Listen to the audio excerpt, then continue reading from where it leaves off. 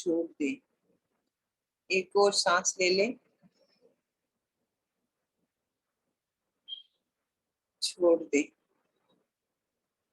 अब ओम के लिए सांस लेते हैं।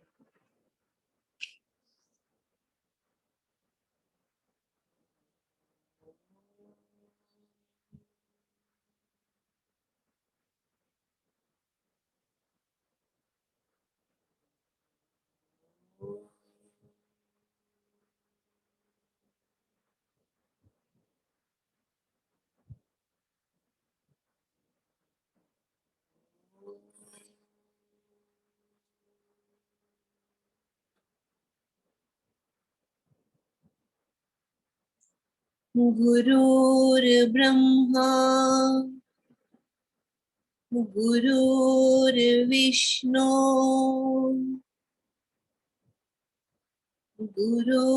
गुरुर्देवो महेश्वरः। गुरु साक्षात् परं ब्रह्म तस्मै श्री गुरवे नमः। तस्मै श्री श्री गुरवे नमः।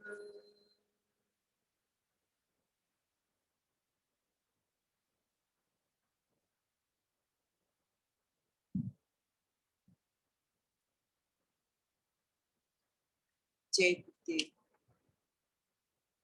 आप आंखें खोल सकते हैं।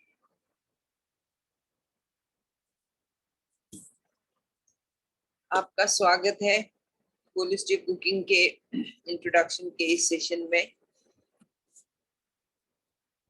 और इंट्रोडक्शन में हम आपको इंट्रोड्यूस कराते हैं कि हम क्या क्या बताते हैं होलिस्टिक कुकिंग में।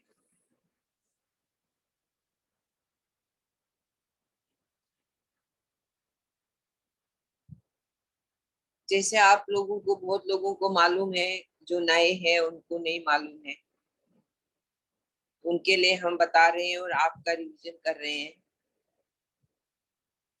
कि होलिस्टिक कुकिंग की जरूरत हमें इसलिए पड़ी थी। दिस पहले सीधा होता था आयुर्वेदिक कुकिंग, उसका थोड़ा सिलेबस भी अलग था, अप्रोच भी अलग था। मगर दिस होलिस्टिक कुकिंग का मतलब है for our whole body, cooking for our whole body, not in particularly for some ailment or for some organ.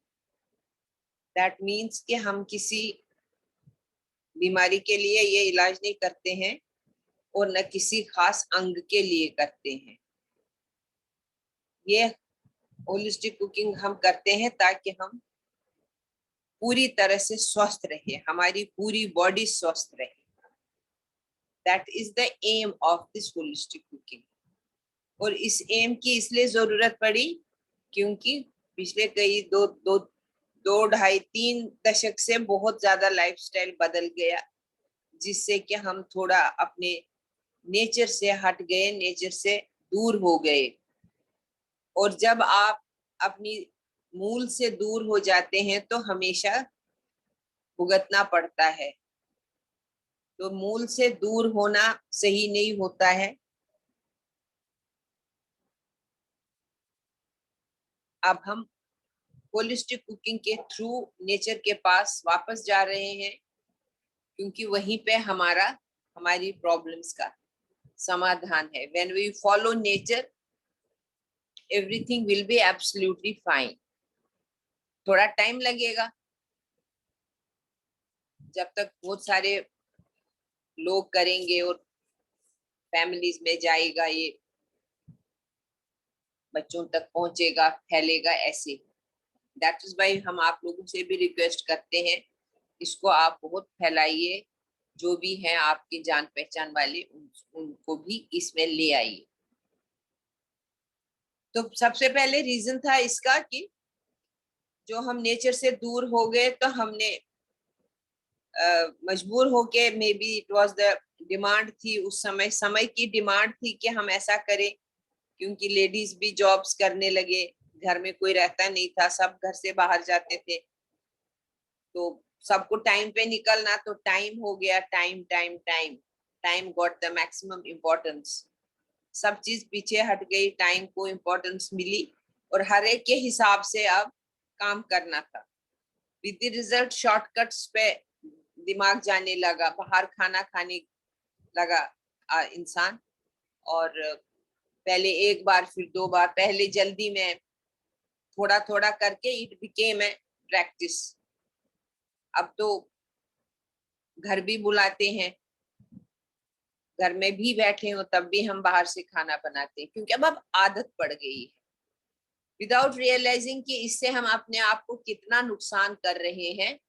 क्योंकि घर में जो शुद्ध खाना मिलता है, पौष्टिक खाना मिलता है, वो बाहर कहीं नहीं मिलता। उनको they have to sell their products. हम ये नहीं कह रहे वो गलत चीजें डालते हैं, गलत चीजें मजबूरन में डाल जाती हैं, इन द सेंस कि उनको टेस्टी खाना बनाता है, तो टेस्टी खाना बनाने के लिए उनको बहुत कुछ डालना पड़ता है जिसकी हमें जरूरत नहीं है। जैसे कहते हैं ना, excess of everything is bad. हर किसी की ज्यादती बुरी होती है। अगर ज्यादा अमृत भी पिएंगे तो वो भी कहते हैं अमृत नहीं रहता है, अमृत थोड़ा सा ही होता है, आधा चम्मच, एक चम्मच। हम ये नहीं कह रहे हैं कि बाहर बिल्कुल भी पॉइजन मिलता है, ऐसा भी नहीं है। ठीक है, हम कभी कभी खा लेते हैं, चलता है, मगर ये इतना ज्यादा हो गया कि बीमारियां होने लगी, और वो बीमारियां जो डॉक्टर्स की समझ में नहीं आती। अभी भी कुछ ऐसी एलिमेंट्स हैं, बीमारियां हैं जो डॉक्टर्स की समझ में नहीं आती हैं। तो देन जितने भी लाइफ साइंटिस्ट है वो, they put their heads together, बहुत कोशिश की उन्होंने ये बीमारियों का इलाज करने की। उनको कॉज ही पता नहीं चल रहा था कि बीमारी कैसे हो रही है, कहाँ से आ रही है ये बीमारियां जिनका इलाज ही नहीं है। तो उन्होंने सोचा, कहा कि चलिए अब हम छोड़ देते हैं बीमारियों को, अब हम फोकस करेंगे हेल्थ पे, हम हेल्दी रहना सीखेंगे, ताकि हमारे को बीमारियों का इलाज नहीं ढूंढना पड़े। So the focus here is on health. We take it for granted कि हम हेल्दी रहेंगे, हमें बीमार नहीं होना है। जो पहले इस इधर 2-3 दशक से वो मोटो हट गया था, वो हमारा फोकस हट गया था कि हमें स्वस्थ रहना है। हम बस जो मिलता था वो खा लेते थे, क्योंकि काम पे जाना है, जल्दी जाना है, सबको जाना है, everybody has to reach on time. उसमें हम लोगों ने अपने आप को बहुत तकलीफ पहुंचाई, not intentionally, it happened unintentionally. Awareness नहीं थी। अब जब अवेयरनेस आ गई है तो ये हमारा फर्ज बनता है अपने आप को स्वस्थ रखना, और साथ में अपनी जितने भी हमारे अपने हैं, फैमिलीज हैं, उनको भी। तो that is why this holistic cooking आ गई सीन में। It came to our rescue. अब सबसे पहले होलिस्टिक कुकिंग क्या करते हैं, कहते हैं अपने आप को पहचानो। जब तक आप अपने आप को पहचानेंगे नहीं, तब तक आपको पता नहीं चलेगा कि आपके लिए कौन सा खाना सही है। हम सब चीजें बहुत छांट छांट के, ढूंढ ढूंढ के लाते हैं, हमें कौन सा ड्रेस अच्छा लगेगा हमारी बॉडी पे, पर हम कभी ये नहीं सोचते कि हमारे अंदर वाली बॉडी को कौन सा खाना अच्छा लगेगा। ये होलिस्टिक कुकिंग अब हमको, इनफैक्ट आयुर्वेदा हमको मजबूर करता है ये सोचने पे कि आप पहले अपने आप को पहचाने। उसका क्या मतलब है कि जब हम पैदा होते हैं ना, तो हमारे साथ कुछ क्वालिटीज होती हैं जिनको दोषास बोलते हैं, वात पित्त एंड कफ। इनफैक्ट ये हम हैं, हमको यही चलाते हैं, इनके बगैर हम कुछ भी नहीं है। अभी मैं बोल रही हूँ, ये भी किसी की वजह से, किसी एक दोष की वजह से बोल रही हूँ। आप लोग चुपचाप सुन रहे हैं मेरी बात, वो भी किसी एक दोष की वजह से सुन रहे हैं। इनको दोष इसलिए बोला जाता है क्योंकि जब हम कुछ गलती करते हैं खाने पीने में, तो हमारे में विकृति आ जाती है, बीमार हो जाते हैं, कोई छोटा मोटा एलिमेंट आ जाता है। वो किस में आता है, वो इन्हीं दोषों में आता है, क्योंकि यही सब कुछ है हमारे। हमारे लिए यही सब कुछ करते हैं, सारा काम यही करते हैं, वात पित्त का। तो किसी न किसी एक में इनमें से दोष आता है, इसलिए इनको दोष मीन्स इम्बैलेंस हो जाता है, इसलिए इनको दोष बोला जाता है। तो ये तीनों दोष हर एक इंसान में होते हैं। कभी कभी ये कंबाइन होकर भी बढ़ जाता है नंबर, जैसे भी वात पित्त कफ अलग अलग है, कभी वाता पित्ता साथ हो जाएंगे। पर अभी हम इस समय प्रिज्यूम करेंगे कि ये तीन दोष है हमारे अंदर, और इन तीनों में से एक हमारी प्रकृति बनती है। वो वाला दोष होता है जिसकी ज्यादा से ज्यादा क्वालिटीज हमारे साथ मिलती हैं, जिसकी प्रॉपर्टीज हमारे साथ ज्यादा मिलती हैं, वो प्रिडोमिनेंट होता है हमारी बॉडी में, उस वजह से वो हमारी प्रकृति बनता है। तो सारे लोग जितने भी यहाँ पर बैठे हैं अभी, इनमें से कोई वात होगा, कोई पित्त होगा, कोई कफा होगा, क्योंकि ये जरूरी है, it is there by default, इसको हम बदल नहीं सकते। तो अगर आप लोगों को कभी अपनी प्रकृति पहचाननी हो तो आप किसी भी आयुर्वेदिक डॉक्टर के पास जा सकते हैं। अगर आपको हेल्प चाहिए तो हमसे भी पूछ सकते हैं, ग्रुप में हम डाल देंगे। तो वो आपका नाड़ी परीक्षा करेगा, नाड़ी चेक करके वो आपको आपकी प्रकृति बता देगा, उसमें कोई प्रॉब्लम नहीं है, it's a very simple thing. और आयुर्वेदिक डॉक्टर्स पैसे भी ज्यादा नहीं लेते हैं, मैक्सिमम जो बेस्ट से बेस्ट डॉक्टर है वो 500 रुपए लेते हैं उनको जो इलाज करवाते हैं। तो हमें क्या करना है, अब जब हमको अपनी प्रकृति पता चल गई तो हर एक प्रकृति का खाना अलग अलग है।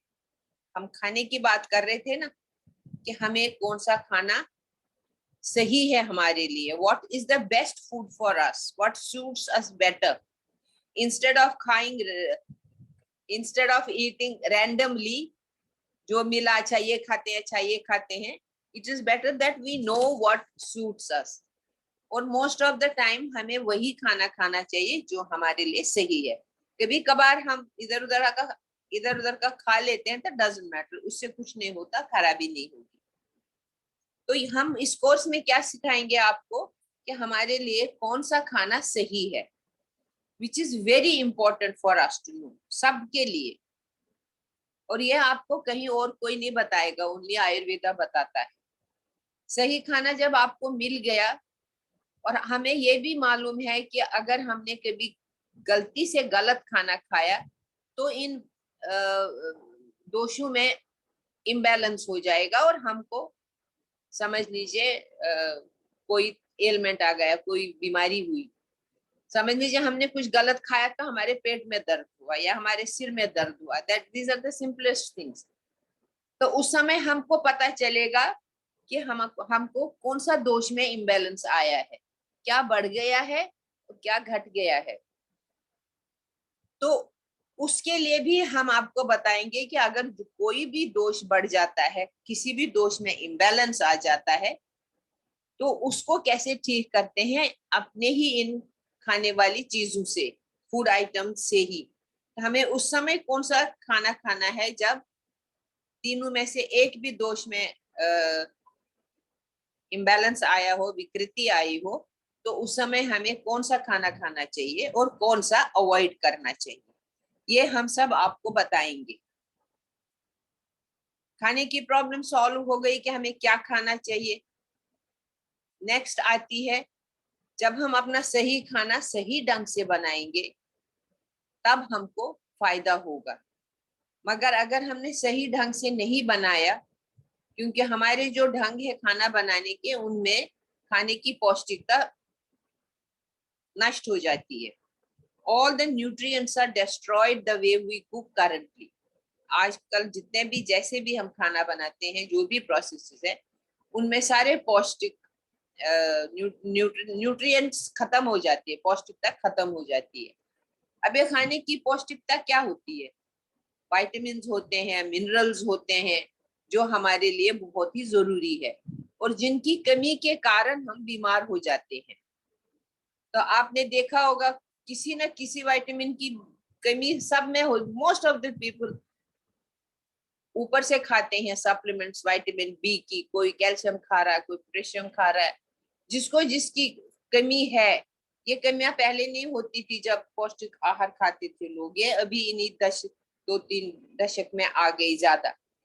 अननोइंगली हम सब ने खाए हैं ये सप्लीमेंट्स, कि कहीं जिसको कमी हो, बीमार हो जाते हैं, डॉक्टर इलाज करते हैं, वो बताते हैं आपको इस चीज की कमी है, उस चीज की कमी है।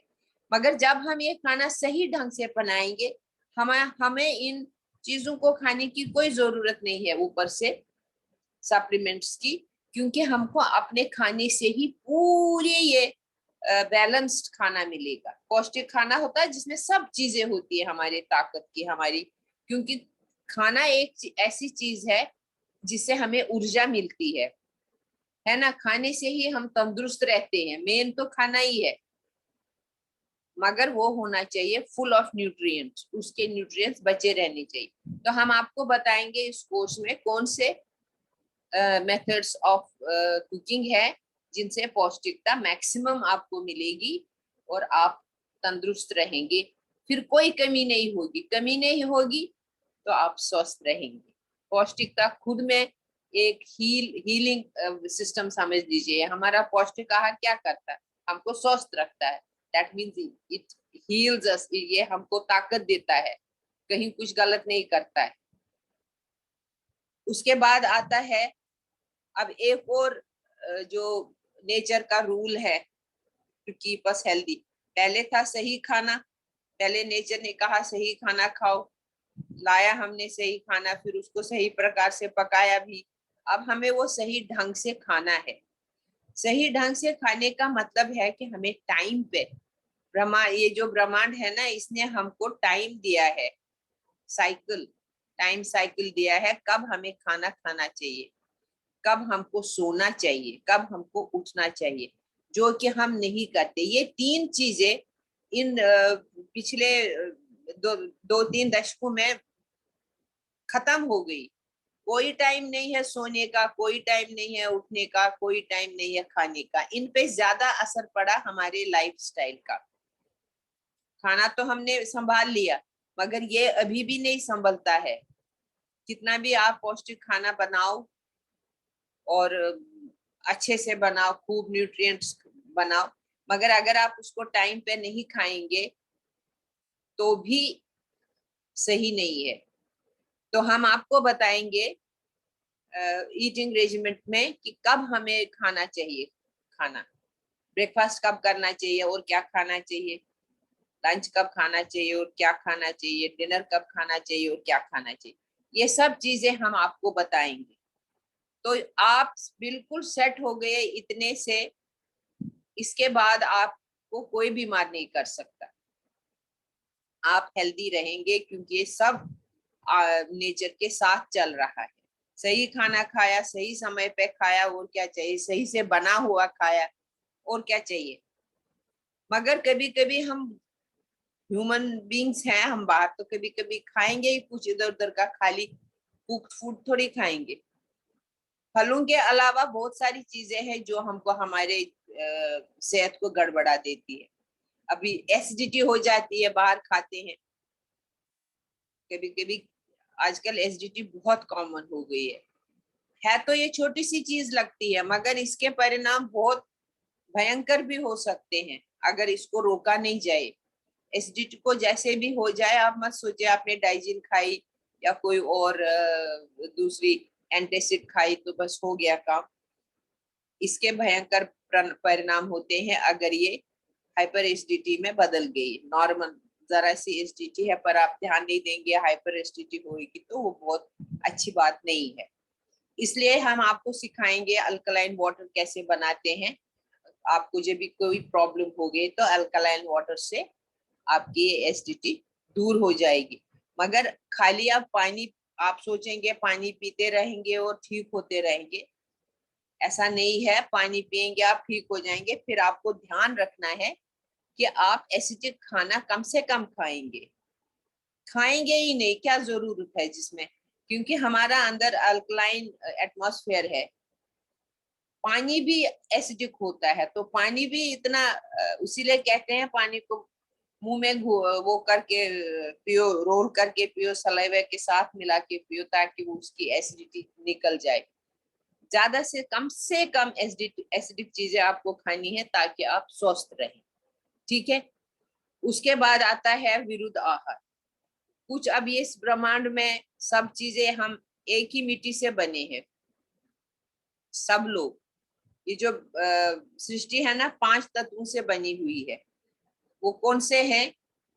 एयर यानी कि वायु, आकाश यानी कि ईथर, फायर यानी कि अग्नि, वाटर यानी कि जल, और पृथ्वी अर्थ। ये 5 तत्व है जिससे पूरी सृष्टि बनी है। हम भी इसी से बने हैं। So we are a part of the nature only. ऐसे ही जो वेजिटेबल किंगडम है, ये भी नेचर का ही एक पार्ट है। ये भी इन्हीं 5 तत्वों से बने हुए हैं और हम यही खाते हैं। मगर कुछ चीजें होती है, अन्न है, अनाज है जो जमीन से निकलता है। जो भी हम खाते, जितने भी खाद्य पदार्थ हैं, तो कुछ आपस में नहीं मिलते हैं, उनकी प्रॉपर्टीज आपस में नहीं मिलती हैं। तो उनको मिलाने से जो हम खाते हैं बना के, 2 चीजों को बनाया, एक तीसरी चीज बन गई, दो चीजों को मिला के, तो वो चीज हमारे सेहत को खराब कर देती है, क्योंकि वो आपस में विरुद्ध होते हैं, उनकी प्रॉपर्टीज मिलती नहीं है, वो कंपैटिबल नहीं होते हैं। तो वो हम आपको बताएंगे इस कोर्स में कि कौन कौन सी चीजों को साथ नहीं मिलाना है ताकि हम बीमार ना हो।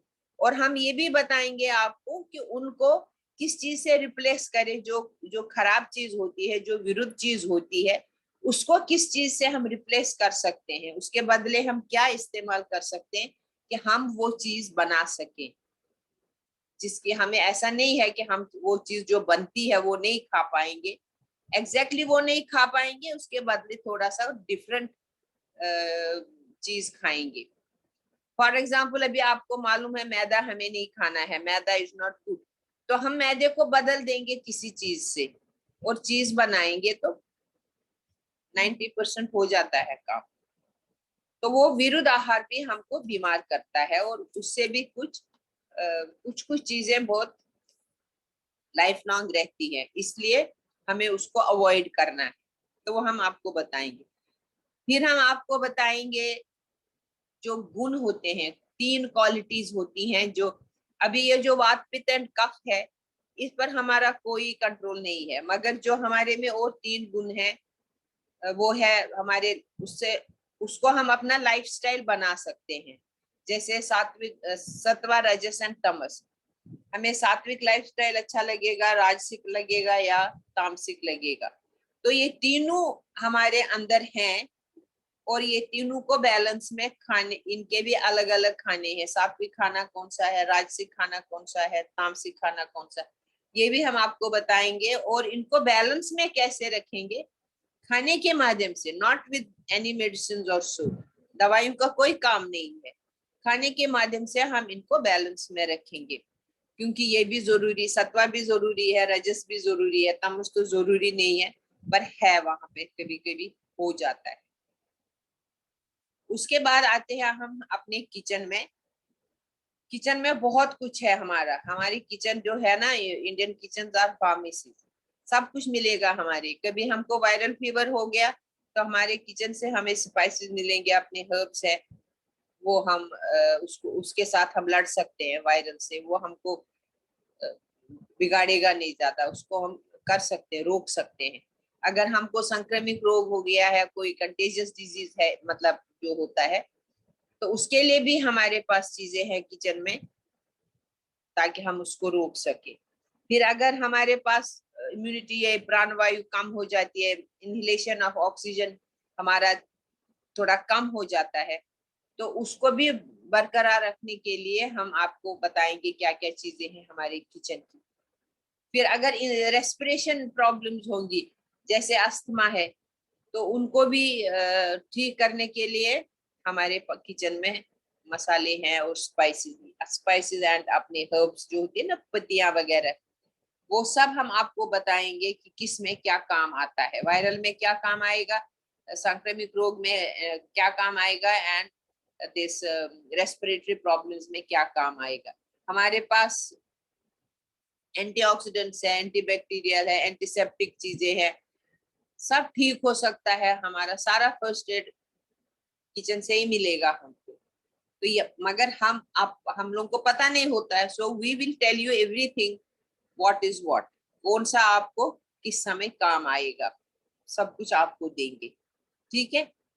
और ये जो अस्थमा है, इट इज क्योरेबल। अभी शायद किसी को मालूम नहीं हो, अस्थमा बिल्कुल ठीक हो सकता है अगर आप प्राणायाम करें। क्योंकि अस्थमा होता है इस वजह से है क्योंकि हमारे लंग्स पूरी तरह से काम नहीं करते। जो लोअर लोब्स ऑफ लंग्स होते हैं वो थोड़ा जुड़ने लगते हैं। ऐसे बैठे बैठे तो हम ऑटोमेटिकली सांस लेते हैं। हमें कॉन्शियसली सांस लेनी है ताकि हमारे लंग्स खुलते रहे, पूरा पूरा इस्तेमाल हो। अभी हम पूरा नहीं करते हैं, मतलब जो प्राणायाम नहीं करते हैं। प्राणायाम करेंगे आप, खासकर सुदर्शन क्रिया करेंगे, वो आपके लंग्स को बिल्कुल 100% खोल देंगे और आपको अस्थमा दूर हो जाएगा। ठीक है। और भी प्राणायाम हैं साथ में। इट्स ए सेट ऑफ, एक सिस्टम होता है प्राणायाम करने का। तो आप ये सीख लीजिए, आपको सीखना चाहिए। और अगर आपने किया है तो रोज उसकी प्रैक्टिस करिए। कुछ लोग तो करते ही नहीं, सीखते हैं फिर करते नहीं। मगर लंग्स को फ्रेश रखना, लंग्स को स्वस्थ रखना, स्वस्थ मीन्स उनको इस्तेमाल करना, लंग्स इस्तेमाल करने के लिए है 100%। हमारा मैक्सिमम जो टॉक्सिन्स होते हैं वो लंग्स के थ्रू ही निकलते हैं। जब हम एक्सेल करते हैं, जब हम सांस बाहर छोड़ते हैं तो हम सारी जितने भी दूषित चीजें होती है वो बाहर निकलती, सारे टॉक्सिन्स बाहर निकलते हैं। तो जितना हम ज्यादा लें उतना अच्छा है, जितना हम ज्यादा बाहर फेंके उतना अच्छा है। तो ये सब हम आपको इस कोर्स में बताएंगे। सिर्फ ये है कि आपको रजिस्टर करना है कोर्स के लिए। अभी हम कल से हमारा ये कोर्स शुरू हो रहा है। कल परसों 22, 23, 24 शाम के 7 से 9 तक आप आइएगा। जिसने नहीं किया है, डोंट मिस दिस अपॉर्चुनिटी। और जब हमें कोई अच्छी चीज मिलती है ना, अब हमको समझ में आता है सबसे ज्यादा, अगर हमें पीतल खरीदना हो तो हम कोई टाइम नहीं लगाते, खरीद लेते हैं। मगर अगर हमें सोना खरीदना हो तो हम 10 दुकानें जा जाके भी खाली हाथ आते हैं, पता ठीक मिला नहीं मिला है। ऐसे ही हम करते हैं कभी कभी, जब हमें कोई चीज नहीं मिलती है सीखने को, उस समय भी इट इज बट नेचुरल कि आदमी सोचता है कि क्या मुझे इससे कोई फायदा होगा।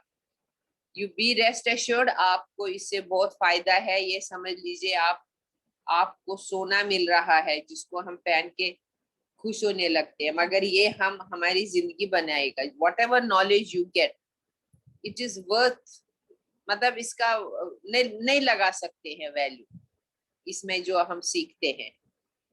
तो आप आइएगा जरूर। Thank you. Bharati ji, you may take over. Thank you Dura ji. तो अभी डूरा जी ने हमें होलिस्टिक कुकिंग के बारे में बताया ना। तो आप जरूर रजिस्टर करें जिन्होंने भी नहीं किया है। ठीक है। और अपने और अपने परिवार के लिए आप ये दिवाली का गिफ्ट समझे, है ना।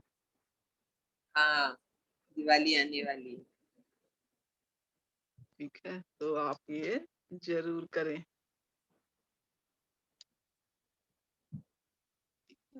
तो आज हम बात करते हैं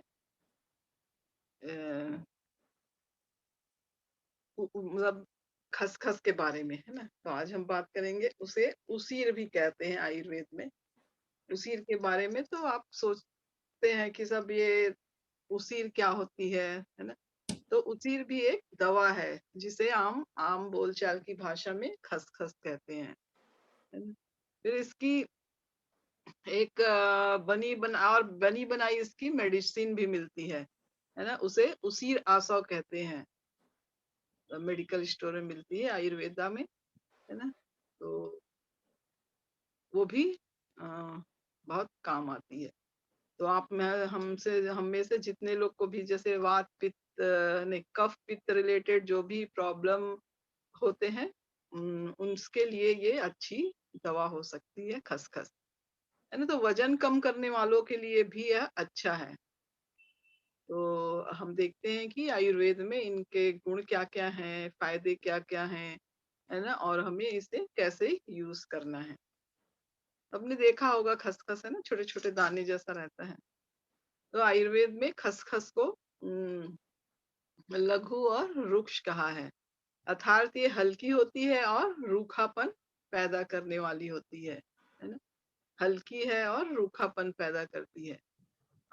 तो इसकी जो रस है वह तिक्त और मधुर कहा गया है। इसका जो उम, गुण धर्म है ना? मधुर कहा गया। फिर ये थोड़ा मीठा और थोड़ा-सा अर्थात क्या होता है, थोड़ा मीठा और थोड़ा कड़वा होता है।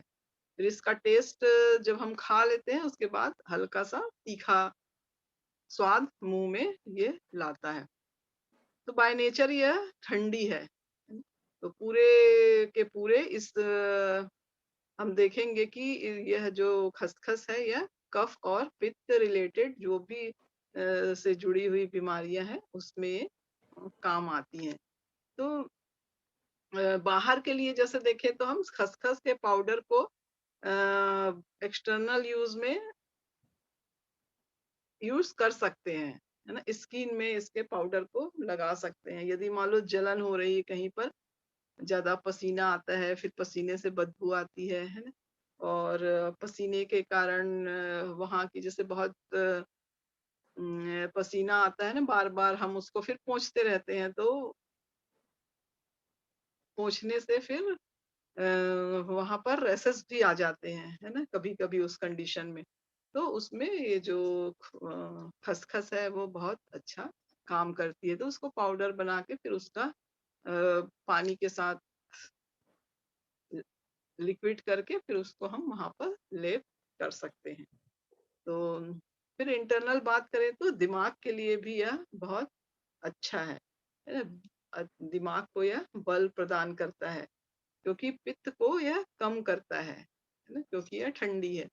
फिर जिनको भी जैसे गर्मी ज़्यादा लगती है ना? शरीर में हीट कभी-कभी लगता है ना ऐसे, कभी हाथों में जलन हो रही है ना? शरीर या फिर गरम लग रहा है ना? तो ये और गर्मी के दिनों में जैसे लू लगने जैसा लगता है ना? और फिर यदि मान लो हम कब कुछ गरम चीज़ें भी खाते हैं, है ना? और दिमाग से रिलेटेड कुछ इश्यूज़ जैसे चक्कर वगैरह आते हैं, है ना? गर्मी के कारण ये होता है, मान लो शरीर में गर्मी बढ़ गई है, तो ये सब होने लगता है। तो उसमें भी यह बहुत अच्छा काम करता है क्योंकि ये ठंडी होती है। फिर जिन लोगों के ये गर्मी के कारण दिमाग की कमजोरी होती है, उनमें भी यह दिमाग को बल देता है, ताकत पैदा करती है।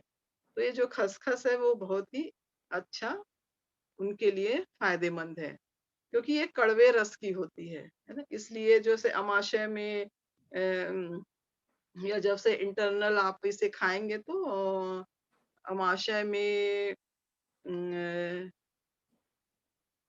मान लो जैसे आशय में भी खट्टा खट्टा पानी या फिर कभी डकार आता है ना, हमें उसके साथ मुंह में ऐसे खट्टा पानी आ जाता है या फिर एसिडिटी बढ़ जाती है ना? पेट में एसिड बढ़ जाता है मुंह से खट्टा पानी कभी कभी ऐसा डकार लेते हैं तो लगता है ना, मुंह के साइड में खट्टा खट्टा सा लगता है ना? तो ये सब में भी ये बहुत अच्छा काम करता है। फिर ऐसे अ, खसखस जो है ना ब उसमें अच्छा होता है, पर ऐसे क्योंकि जब हमारा ये जो बढ़ा हुआ द्रव्य गुण है, हमारे अंदर जो एसिडिटी बढ़ी हुई है और वो जो पानी हमारे अंदर खट्टा-खट्टा आता है, वो जो द्रव्य गुण है, वह पित्त के कारण होता है ना, तो उसके लिए भी यह फ़ायदेमंद होता है।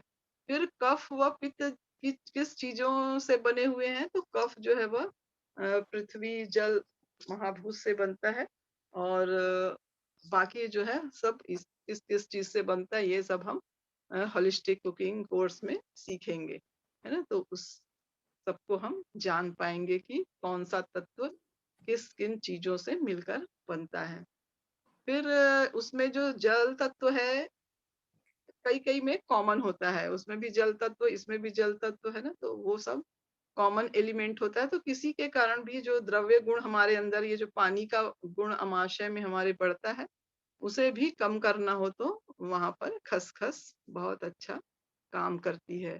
और फिर इन्हीं गुणों के कारण ये दीपन, पाचन, जैसे दीपन यानी भूख खुलने का काम करती है, और पाचन में जो हमने खाया है उसे वह अच्छे से पचा लेती है ना? फिर क्या होता है, जब हम अच्छे से वो ना नहीं पचता है, फिर हम और खा लेते हैं, तो वो फिर लूज़ मोशन होने लगता है, या फिर अपच जैसे होता है ना? तो ये जो लूज़ मोशन हो गया है ना, तो अब मान लो बहुत ज़्यादा हो रहा है, तो फिर वो जो बेल का फल होता है ना, बेल के फल में खसखस का जो पाउडर है, 2 चुटकी उनको साथ लेने से ये उस लूज़ मोशन को कंट्रोल करता है, क्योंकि ख बेल भी है जो पेट के लिए बहुत ही फ़ायदेमंद होता है ना? और खाना हज़म भी होता है। फिर रक्त धातुओं पर भी यह अच्छा काम करता है, जो हमारे 7 प्रकार के धातु होते हैं आयुर्वेद में, रस, रक्त, मांस, मज्जा, मेद, है ना? ये सब में भी वह रक्त धातु में अच्छा काम करता है। और हमारे ब्लड में, ब्लड को भी यह अच्छा करता है। ब्लड की क्वालिटी को बढ़ाता है, और उसे साफ करने का भी काम यह करता है। फिर रक्त धातु के अंदर कोई दोष है ना? कभी-कभी कुछ न कुछ ऐसा दोष हो जाता है, उसे भी वह कम करता है। फिर जिनकी गर्मी बढ़ी हुई है ना? रक्त पित्त के कारण, या फिर जैसे कभी ब्लीडिंग हो रही है ना? गर्मी के दिनों में जैसे कभी नाक से खून निकलने लगता है ना? तो ऐसे लोग जैसे ज़्यादा स्निग्ध और उष्ण खाना खाते हैं। जैसे स्निग्ध और उष्ण बोले तो जैसे दही है, स्निग्ध भी है और उसका नेचर गरम भी है ना? तो ये उष्ण भी है और स्निग्ध भी है, चिकना भी है। फिर या फिर तिल है, तिल का तेल भी चिकना भी है और गरम भी है नेचर से। तो गर्मी, ये जो गर्म है और हम उसे खाते हैं, तो वो हमारी बॉडी में एक्स्ट्रा चिकनापन लाता है ना? तो ऐसे में ये जो रक्त धातु है, रक्त धातु को कंट्रोल करने का काम करता है खसखस, है ना? तो फिर रक्त के ऊपर भी इसका अच्छा काम है, क्योंकि ये रक्त के साथ-साथ उसकी क्वालिटी को भी बढ़ाता है, और जिसके कारण जैसे हार्ट रिलेटेड इश्यूज़ हैं, है ना? इसमें भी यह बहुत अच्छा काम करता है। प्लस शरीर में गर्मी बढ़ी हुई है, तो यह जो खसखस है उसके पानी पीने से उसे उसको वह कंट्रोल करती है ना? तो कफ जो है वह तिक्त रस होने के कारण, जिनको बहुत ज़्यादा सर्दी, खाँसी, है ना, हिचकी आती है, तो उनको हीट प्रॉब्लम से ये सब होता है। तो बाकी समय ठीक रहते हैं, पर जैसे ही कुछ गर्म चीज़ें खाई, है ना? या फिर गर्म जगह से आए और पानी पी लिया, या फिर ये जो सर्दी-खाँसी की वजह के वगैरह शुरू हो जाते हैं उनको, सर्दी-खाँसी वगैरह, तो उनको ठंडी दवा जो कि कफ में जाकर काम करने वाली होती है ना? तो ये उशीर जो है उनके लिए, जो खसखस है वो अच्छा काम करती है। फिर जैसे इसका धुआँ भी लेने से यह दूर करती है ठंडी को। जैसे हम अ, अजवाइन वगैरह का धुआँ लेते हैं ना, अजवाइन को आग में डालकर फिर उसका धुआँ, उसी तरह खसखस का भी हल्के आग में डालकर इसका हम धुआँ ले सकते हैं। वो भी अ, हमारे लिए अच्छा होता है ना? तो ठंडी के कारण जैसे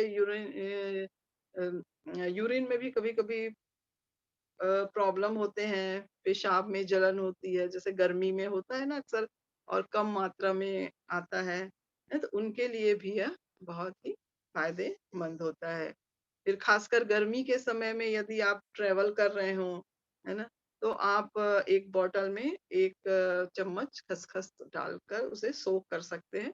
फिर उसे या तो छान लें, या फिर ऐसे ही हम उन पानी को पी सकते हैं। तो ये भी ठंडक प्रदान करता है गर्मी में, जिनको जैसे पित्त बढ़ा है या फिर गर्मी लग रही है ना? तो उस समय उस पानी को पिएँ तो आपको जो यूरिन से कोई प्रॉब्लम है या फिर यूरिन में जलन है, तो वह उसको भी शांत करता है। तो इन सब में तो ये काम अच्छा करेगा ही। प्लस जिनको बहुत ज़्यादा पसीना आता है ना? किन्हीं-किन्हीं को बहुत ज़्यादा पसीना आता है और स्किन की भी प्रॉब्लम होती है, जैसे स्किन प्रॉब्लम होती है तो हम कहते ही हैं ना कि उम, मान लो ब्लड में कुछ खराबी आ गई है ना? उसके कारण स्किन प्रॉब्लम हो रही है, फिर रैशेस हो जाते हैं, है ना? तो इस सब में भी है खसखस का जो पानी है वह काम आता है। फिर फीवर में भी आयुर्वेद में तिक्त रस को यूज़ करने बोला है, कड़वा रस फीवर में अच्छा काम आता है। जैसे बुखार आया है, तो आप अ, खाने के बजाय एक समय उपवास रह जाएँ, है ना? तो उससे भी दीपन पाचन अच्छा होगा और ये तिक्त रस हम यूज़ करते हैं तो तिक्त रस किसी भी फीवर में खासकर गर्मी वगैरह के कारण आया है तो वो भी पसीना बनकर निकलता है और हमारा बुखार ठीक होता है। तो कभी भी बुखार आए इस तरह का तो 1-2 दिन जैसे हमें कुछ दवाइयाँ लेनी है तो हम अ, तुलसी का काढ़ा भी बना सकते हैं। जैसे तुलसी है, 1 आध काली मिर्च डाला, अदरक डाला, है ना? इसका काढ़ा भी पी सकते हैं और 1 आध 2 4 पत्तियाँ उसमें हम लक्ष्मी तरू है, एक नीम की है, ऐसा डाल के हम बुखार वगैरह में पी सकते हैं, है ना? तो वो बहुत फ़ायदा करता है बुखार में, है ना? तो फिर उसमें और खसखस का पानी भी पी सकते हैं, एक उसका भी है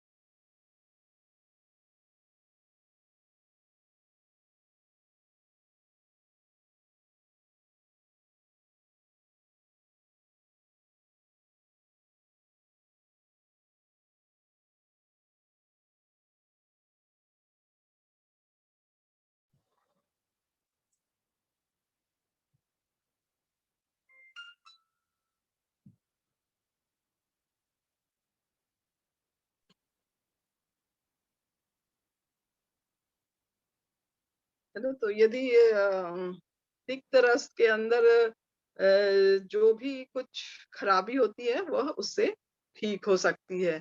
जैसे कई लोगों की बॉडी भी कई लोगों की थुलथुली सी रहती है ना, फूली-फूली सी रहती है। वो भी कसा हुआ अ, इस खसखस का यूज़ करने से वो भी ठीक हो सकता है। है ना? तो इसका भारती उपयोग जी, करने से हाँ भारती जी। जी, एक सेकंड। अभी थोड़ी देर आपका ये बंद हो गया था ना, हाँ। तो आप उसको रिपीट करिए प्लीज, क्योंकि बीच में 2-3 मिनट बंद हो गया था आपका आवाज। हाँ, ये वाईफ़ाई चली गई थी ना। हाँ हाँ, इसीलिए कह रही हूँ, थोड़ा सा रिपीट कर दीजिए वो जो उस समय आप बोल रहे थे, लिंक टूट गया होगा। हाँ, है ना? तो जैसे हमारे शरीर में स्किन प्रॉब्लम होती है ना, रैशेस आ जाते हैं, बहुत पसीना आता है, बार-बार हम उन्हें पोंछते हैं, तो उसमें भी हम इस अ खसखस के पानी का उपयोग कर सकते हैं पीने के लिए, है ना? तो वो भी हमारे शरीर को ठंडक प्रदान करेगा।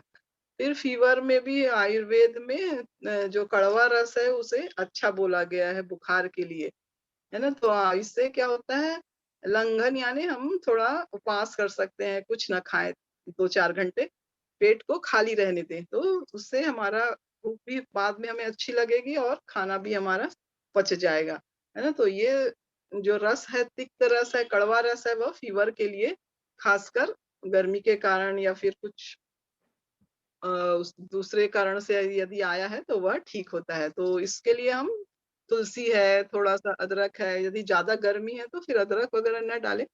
पर एक काली मिर्च तो जरूर डालें, है ना। और एक नीम की पत्ती, 2-3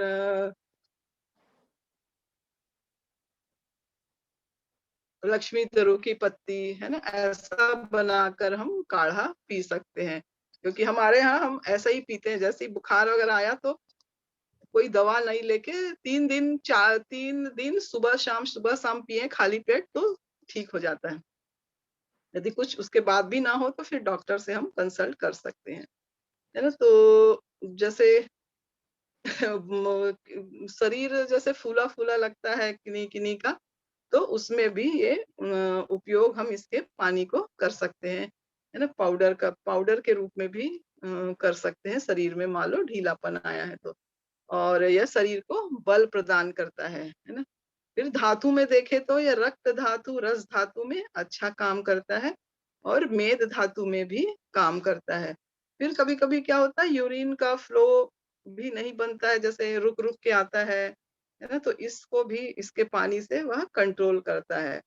तो कफ और पित्त के लिए यह फ़ायदेमंद है ना? फिर यदि पाउडर यूज़ करना है तो हमें क्या करना है, 3 से 6 ग्राम खाना खाने के बाद पाउडर को हम खाकर फिर पानी के साथ उसे खा सकते हैं।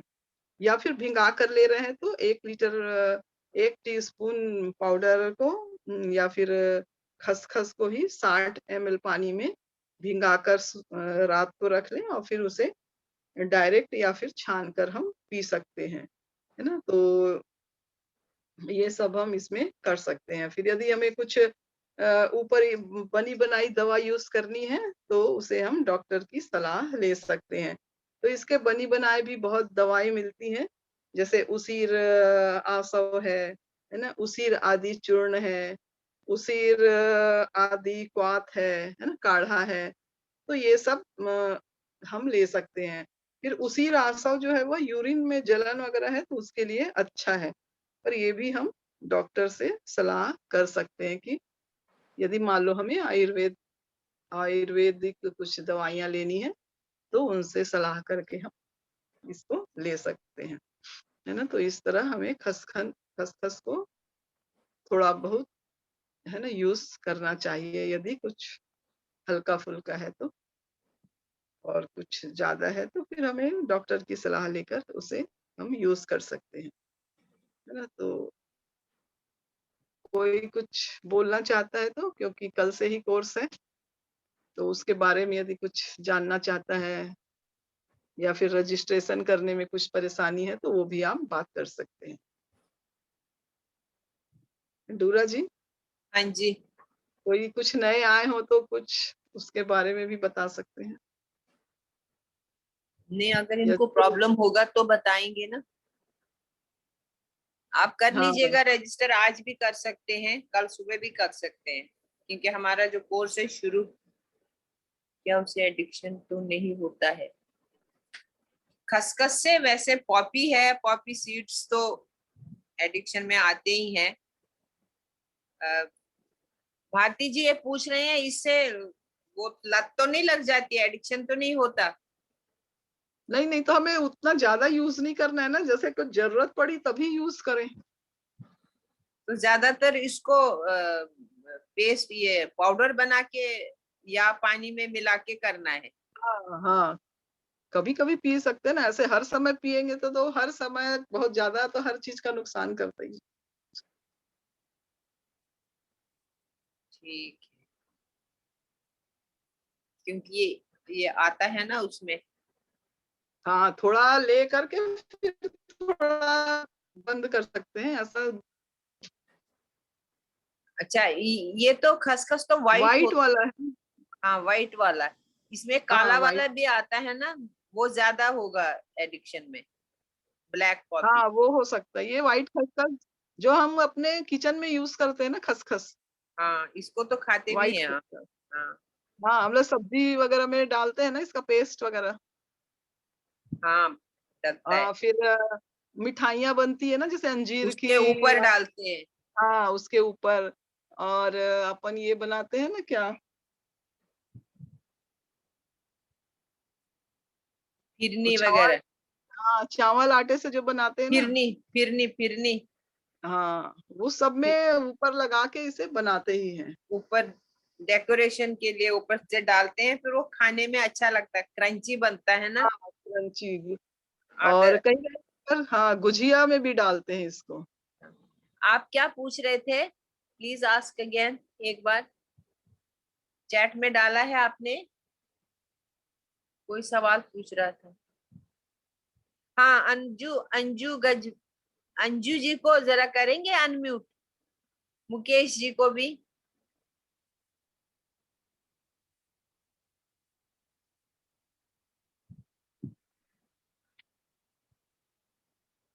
म्यूट ऑल कर देती हूँ।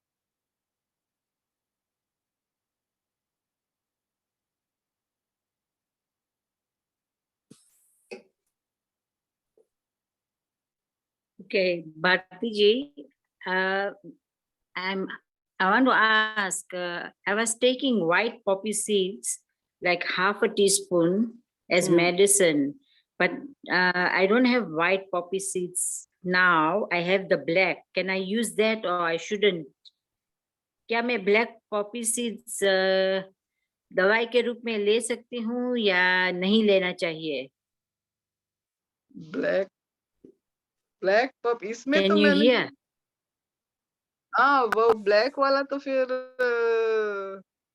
डॉक्टर से ही ज्यादा पूछना पड़ेगा, क्योंकि ऐसा 2-4 दिन ऐसा ले सकते हो आप, पर ज्यादा उसको लेना है कि कितने दिनों तक ज्यादा, ये उतना वो नहीं है। मुझे भी आइडिया, मैं व्हाइट पपी सीड के बारे में बताई थी आपको, Okay. Okay. जो हम खाने में So I should यूज करते avoid. हैं। हाँ अच्छा, हाँ तो ब्लैक मुझे अवॉइड करना चाहिए। Okay. हाँ, आप Thank you. डॉक्टर से भी कंसल्ट कर सकते हैं उसको लिए।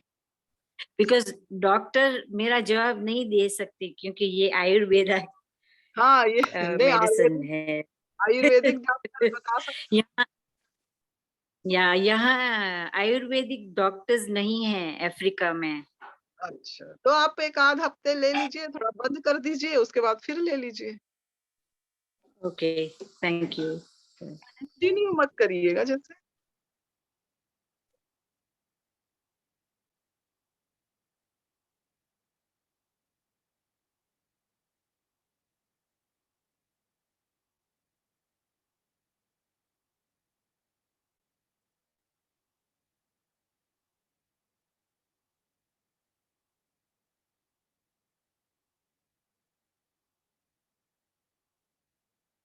खसखस का पाउडर पाउडर को लेके फिर घोल के फिर स्किन के ऊपर हम उसे लगा सकते हैं ना। फिर सूखने के बाद थोड़ी देर बाद उसको धो लिए रगड़ के।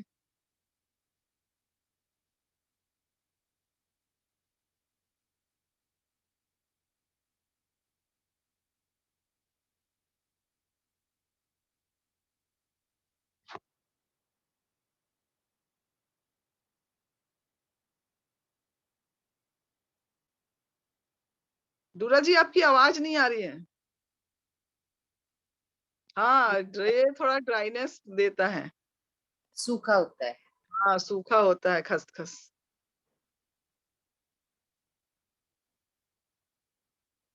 अंजू जी को करिए ना अनम्यूट। अंजू को करी तो क्या? नहीं है अनम्यूट, बड़ी देर से वो है।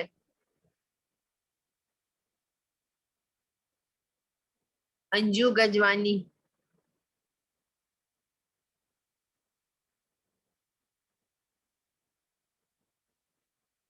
हाँ, सोनिया जी को या रीना जी को बोलना पड़ेगा। रीना तो है नहीं, रुको मैं देखती मैं कर रही हूँ, हूँ। पर तो अभी करो। तो हाँ जी, अंजू जी को बंद वो करो। अंजू को वो करना है, अनम्यूट करना है। हाँ, हो गया हो गया हो गया। हाँ, अभी हो गया। बोलो ना, आपका आवाज जाएगा। हेलो। हाँ जी अंजू जी, आपका अनम्यूट हो गया, आप बताएं। हाँ जी, वही पिंपल्स है गुड़िया को, फेस पे दान ऐसे स्पॉट्स है फेस पे, अच्छा, तो उसके लिए कुछ यूज है क्या इस खसखस का? अब ये तो देखना पड़ेगा ना कैसे स्पॉट्स है। हाँ, मतलब उसके जैसे बिना पिंपल्स सूख जाते हैं तो ऐसे गड्ढे कैसे पड़ जाते हैं थोड़े थोड़े? में ऐसे ने हम कुछ बोल सकते हैं, वो तो डॉक्टर को, आप इसको आयुर्वेदिक डॉक्टर को दिखाइए ना। स्किन वाले को, अच्छा नहीं, आयुर्वेदिक डॉक्टर। आयुर्वेदिक डॉक्टर को दिखाएं आप, वो सही बताएंगे। इसके बारे उनसे भी आप पूछ लेना कि ये, क्योंकि जो दाने होते हैं बहुत प्रकार के होते हैं, तो इसको ऐसे बिना देखे नहीं बोल सकते।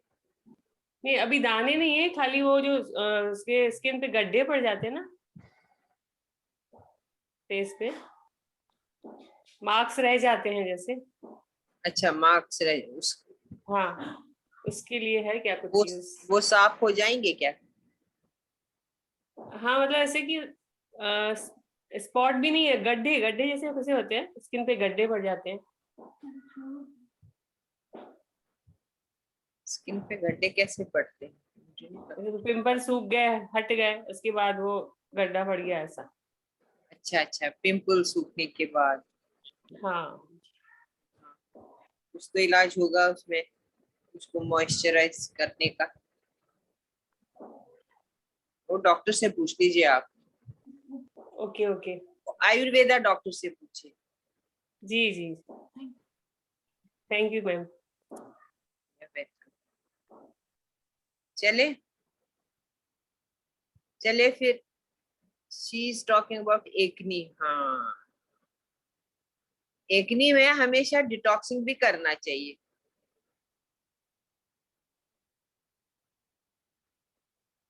एकनी में डिटॉक्सिंग भी करना चाहिए।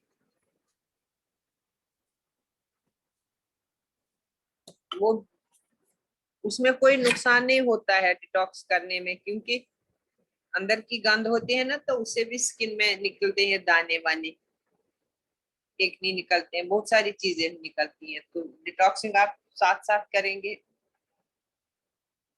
आयुर्वेदिक डॉक्टर बताएंगे डिटॉक्सिंग कैसे करते हैं, और बहुत अच्छे से वो बताते हैं। घर बैठे बैठे आप कर सकते हैं। चलें फिर, मिलते हैं आपसे हम मंडे को, क्योंकि अभी कल से हमारा कोर्स शुरू हो रहा है। I hope some of you will be there with see you. ठीक है,